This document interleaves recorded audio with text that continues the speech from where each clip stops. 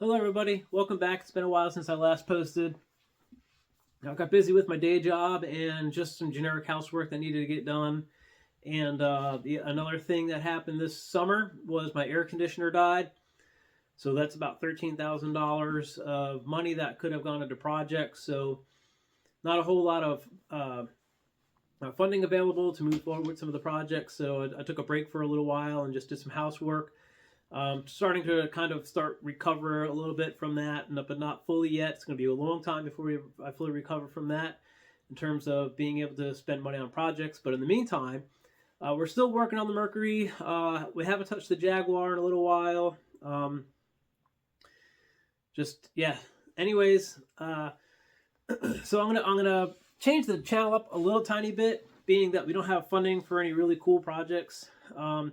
So I'm gonna shift a little bit and do more of some of my generic hobbies. So just to kind of keep content going. And I think the other hobby that I do when I'm not working on cars is I work on firearms, right? So I shoot in the backyard. I do all that fun stuff. So I'm thinking about maybe putting some like reloading videos up here. I don't know how anybody's gonna take those. I know YouTube can be funny about firearm stuff.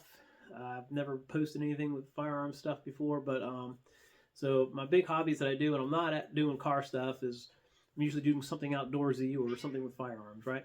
So we're gonna switch up the content a little bit here. There's the money is just not there right now for doing serious car projects that I've been trying to get into.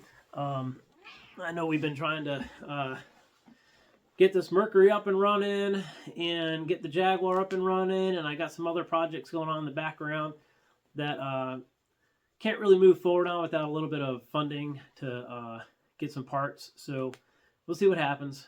For this video, we're just going to show a quick review of the coolant issue that I found on the Mercury or early fall, and a fishing trip I went on with it. So, all right, here we go. Okay, everybody, so here is the heater valve that we're going to replace. It started leaking maybe about a week ago. I noticed the coolant smell when you park the vehicle, and I looked around. Took a day or two to actually find what was leaking, going back and forth to work.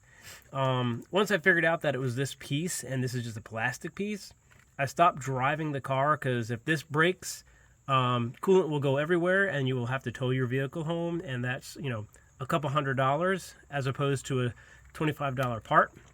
I'm not going to show the replacement of this part because it's very simple.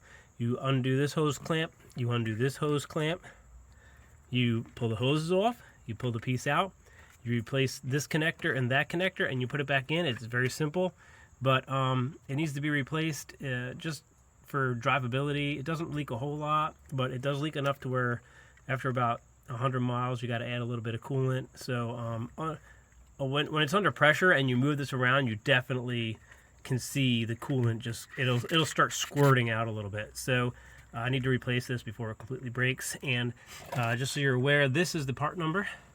It's from Advanced Auto Parts. It should work, right? So just generic part. Alright, so we'll go ahead and replace this, take it out for a test drive.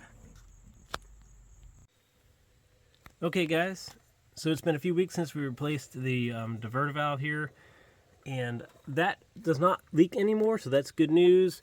However, I have noticed, so this was one other leak that was there since I've had this car. This cap will sometimes leak out. I just haven't had a chance to replace that yet. It's not common, but it does do that. So there's a few other spots that I assume are leaking, because since I replaced that valve a couple weeks ago, the level has gone down a little bit. So I put a little bit of fluid in there. It went down about a ½ an inch. So I still think there's some leaks in here. Where? I don't know. We'll try to just over time just try to figure out where they are. I do have a pressurization tool that I could put on here. I just got to find the time to do it. Right now, with all the different stuff going on between my day job and everything else. Excuse. excuse, excuse, excuse, excuse, excuse, another excuse, and then about 3 more excuses, and then we'll get it solved.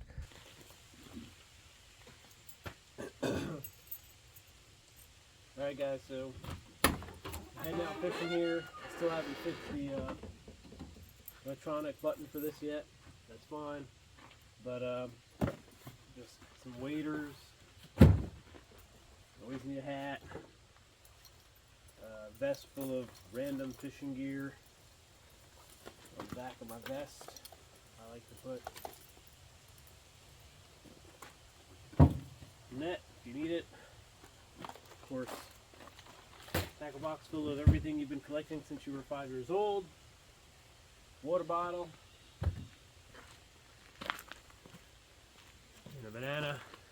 And my fishing pole. This fishing pole is probably 20 years, 25 years old now. Somewhere around there.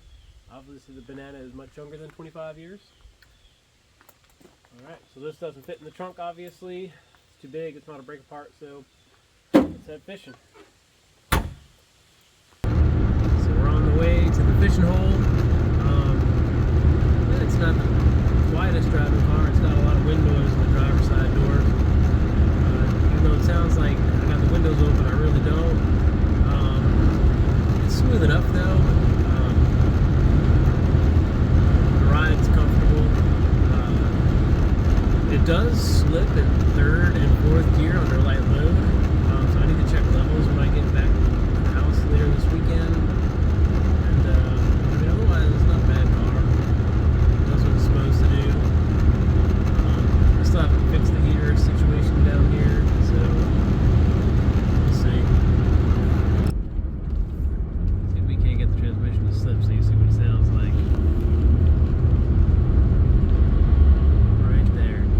Slip. Back to driving like normal. So it does that. It slips a little bit, and then it catches. You just keep driving, man. And eventually that's going to be replaced, but like everything else, it's some time away. Whatever that time is, who knows? Isn't it great when you show up to a fishing hole and there's nobody else there? This particular hole, there's usually nobody here. This is on a access point to a river on some state land, so there's a couple miles that you can fish. Won't be doing that today, but not sure I'll catch anything. It is late October. Usually fish are starting to hibernate, so we'll see what happens. Okay, nothing huge or exciting, but chain pickerel. One thing I like about this area, once you get away from the road a little bit, it's quiet, and because most of the time it's very unpopulated, you don't have the typical trash on the side of the river from people, like bait boxes and things like that, so it's pretty clean and quiet. Okay guys, so we finished up fishing.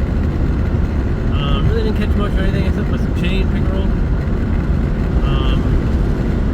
We're heading south on Route 1, middle of nowhere, Virginia. I'm heading to the stores to do pick up some stuff, but good time. Car, you know, it is what it is. Alright everybody, well that was it for today. I hope you enjoyed the video.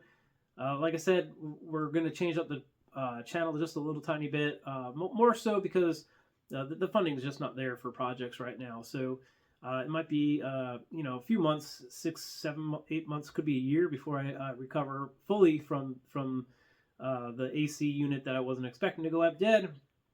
So we're just going to change up the channel a little bit, and hopefully starting next year in 2025 we can start spending a little bit of money getting more parts and doing some more project stuff on the cars. But have a good day. Bye. And Percy says, meow, meow, meow, meow, meow, meow.